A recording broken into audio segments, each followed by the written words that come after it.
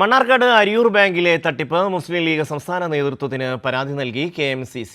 തട്ടിപ്പ് നടത്തിയവരെ ബാങ്കിൽ നിന്ന് പുറത്താക്കണമെന്നും മുസ്ലിം ലീഗ് ഭാരവാഹിത്വത്തിൽ നിന്ന് ഒഴിവാക്കണമെന്നുമാണ് KMCCയുടെ ആവശ്യം.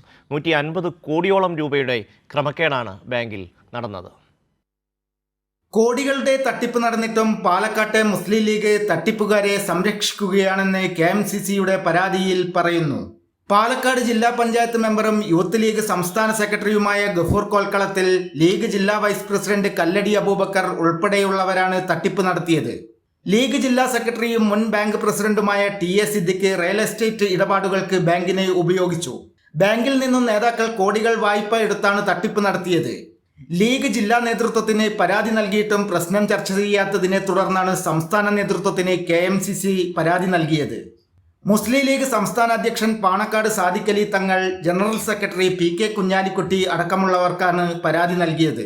101 പേരടങ്ങുന്ന KMCCയിലെ അംഗങ്ങളാണ് പരാതി നൽകിയത്.